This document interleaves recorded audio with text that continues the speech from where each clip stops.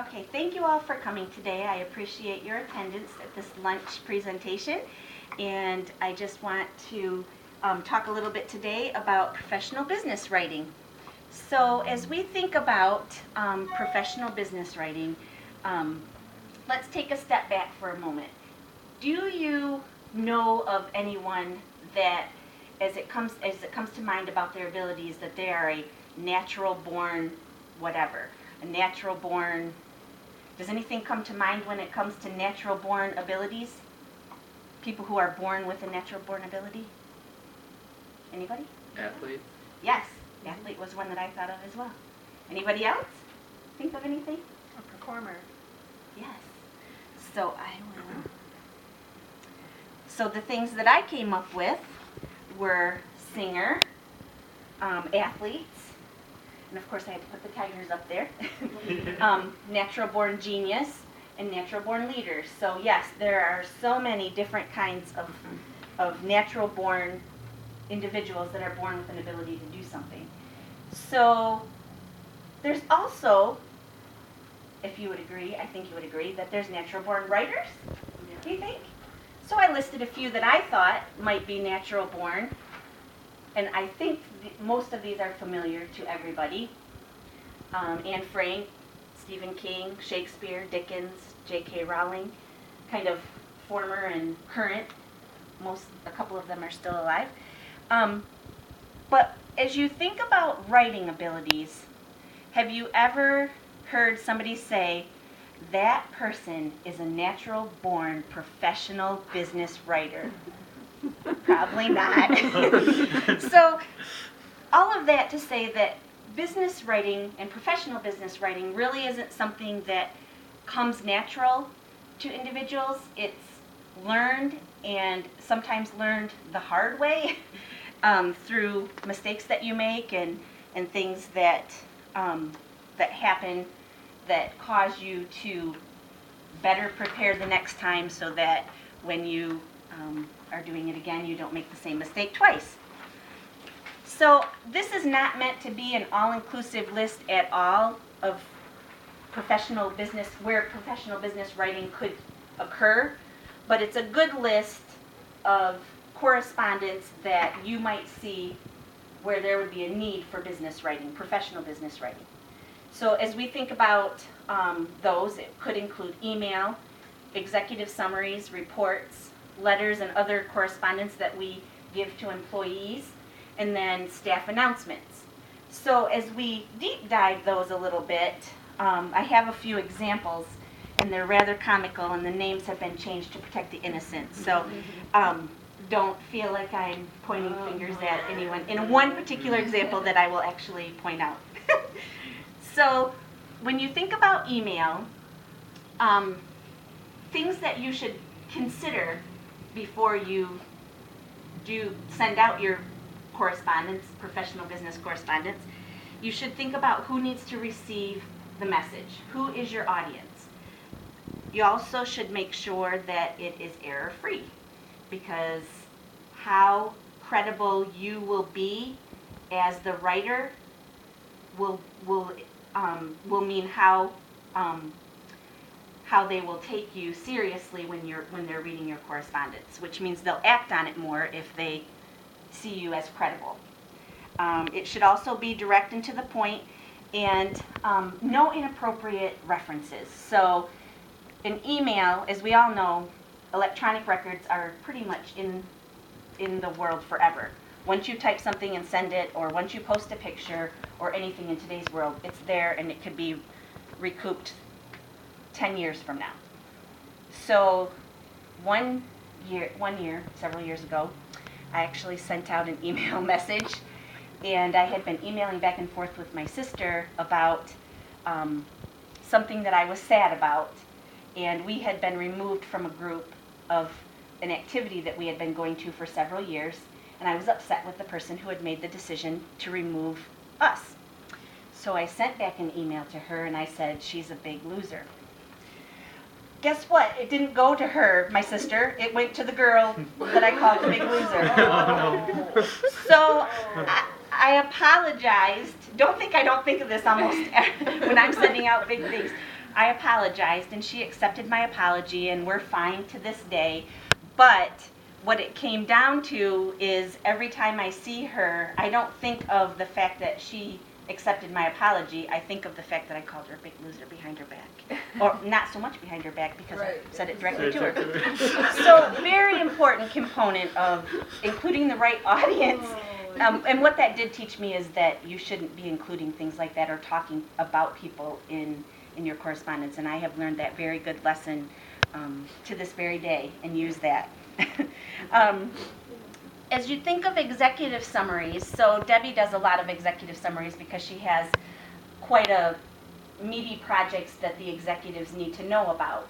So as you think about executive summaries, you might assess your audience again, and it does tend to be executives and senior leadership, and also you want to assure yourself that the information that's in there is succinct, to the point. We call it pithy sometimes, so that you're not giving a lot of fluffy, flowery details that really don't need to be included in there, and then all of a sudden you've lost them on a flowery detail when you needed them on a very specific detail. So it's important that it's the length and the information in there is important. And it's, as I mentioned, typically used for topics that are for senior leadership. Other things, for reports, they accurately reflect what the organizational change is, so we'll want to be sure that they're accurate and up to date, that they have the right audience as well, and that what the report does in the end is develop a common understanding of a position change. So that's really important as well. So the letters and the memos. So here is my two examples. So this is actually a letter that I pulled off the internet. So and it's an example of a not so good letter to someone. So it says, so this is from the airline to the customer. You wrote us recently, and I'm going to put inflections in there too. You wrote us recently regarding a complaint you had with Coincidental Airlines. Allegedly, you purchased a ticket from Travelocity for services for a 10-year-old daughter to travel to Kansas City. When you arrived at Kansas City Airport, you were informed that Coincidental Airlines charges $35 each way to deal with minors traveling alone. You were told your daughter could not be approved for boarding unless you paid the fee, which you did pay. In your letter, you requested a refund of this fee. In your case, a total of $70. If you had read the special information attached to your ticket order and would have seen our policy clearly stated, Coincidental Airlines charges a fee of $35 each way for the cost of attending an unattended minors. Thus, according to these terms, we are not obligated to refund your fee and will not do so. However, we are sending you a $35 coupon that you can apply to your next Coincidental Airline ticket purchase. In the future, I suggest that you carefully read all the provisions and conditions of airline tickets you purchase. This way, you will avoid unpleasant surprises. How anxious do you think that person might be to use their $35 voucher to buy a ticket? Probably not very. So here's the one where I was saying that the names have been changed to protect the innocent. It's actually a little different. So this is an internal memo, and we do those a lot too. So the subject is dishes in the sink. And this is actually an example of a good correspondence. It has come to our attention that there has been a pile of unwashed dishes that accumulate in the sink by the end of each week. I would say each day. It has gotten so bad that washing one's hands in the kitchen sink becomes an uncomfortable undertaking. Therefore, we are introducing a new policy that mandates that employees wash their dishes as soon as they are done with them, keeping the sink clear for other uses. If you do not have the time to wash your lunch container or coffee mug, leave it by your desk until you are ready to wash it. Even 2 or 3 dishes will encourage every person thereafter to leave their unwashed food-stained dishes and silverware in the sink. Conversely, studies have shown that when a sink is empty, people are more likely to wash their dishes immediately. Thank you for your cooperation. Makes us all want to take care of our dishes now, doesn't it? So I really thought those were two good examples of a night and day when it comes to professional business correspondence. So the last one on this slide is staff announcements. And again, you want to make sure that you are including the right announcement. You want to make sure that a cascade of communication has occurred prior to the actual announcement, so the people that are affected, that's not the first time that they're reading it.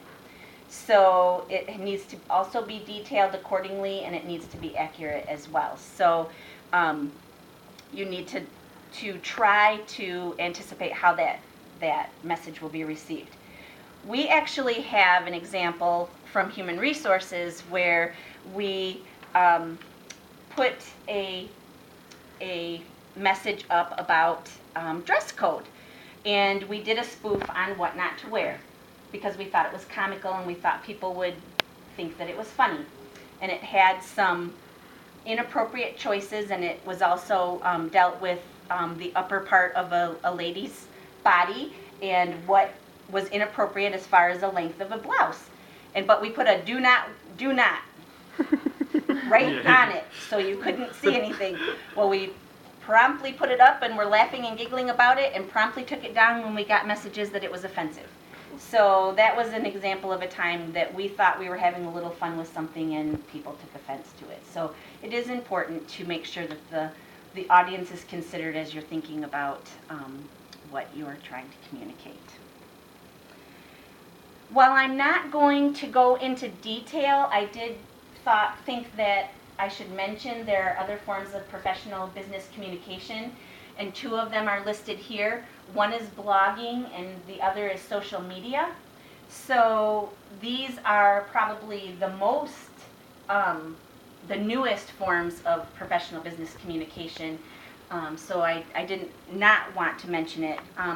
Blogging, as many of you might know, tends to be a little more conversational in nature. It's more interactive. You're going back and forth with someone, or you're blogging about a certain subject. Business blogs tend to be, they need to have positive impressions of the business. So if you're the one that is writing the blog, that's the spirit that it needs to be written in if it's for a professional organization. So social media, I just listed a few there, and I mean there are literally probably hundreds, maybe thousands of sites now that are considered social networking sites, but obviously these are some of the more popular ones and ones that we have a presence on here at our organization. But our social media sites are meant to communicate clear points, provide status updates, and then keep online friends, clients, customers updated on things that are happening in your organization. So you might have a Facebook site that announces your open positions or something of that nature. So, or specific tweets that talk about things that your organization is working on, or places that your employees are that they're learning things about your company. So that's digital, and there is so much more on that in the world today because that is the way of the future. So as you consider writing professional business correspondence, there are, just in summary, a few things that need to be considered, and I think these came out in the examples that I gave you. Always need to assess your audience. So it's very important to do that. Make sure that your information is factual. Make sure that it's grammatically correct and that all the spelling is there correctly and punctuation. And you also need to make sure that it's a clear message and it's consistent with what you're trying to communicate. The length and the tone is also very important because you can lose somebody sometimes on a lengthy document that does not read well or reads inconsistently. So this is, I thought I would give the good first. This is an example of when your professional business communication is successful. It means that you are building and maintaining credibility. It means that you have the proper audiences at the table or informed about what you're trying to communicate.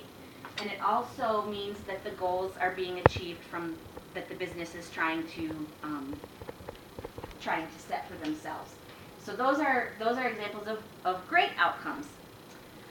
So we would be remiss if we didn't mention that there's also mistakes that can be made in professional business writing. Sometimes incorrect information can be shared.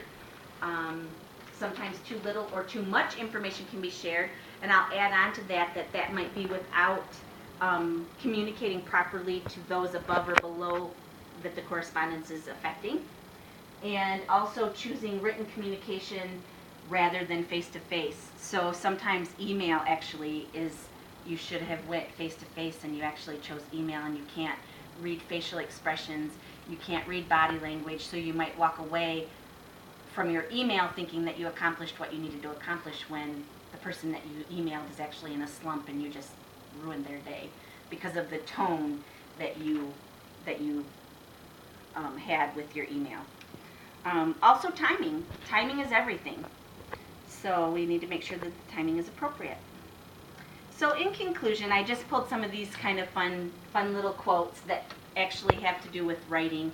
And the first one is by Ernest Hemingway, another natural-born writer. And it says, "We are all apprentices in a craft where no one ever becomes a master." So there's always areas to improve when it comes to professional business writing. Larry King says, "Write, rewrite. When not writing or rewriting, read. I know of no shortcuts. Neither do I." And then finally, the difference between the almost right word and the right word is the difference between a lightning bug and the lightning. A huge difference. So thank you again for coming today, and I appreciate your attendance.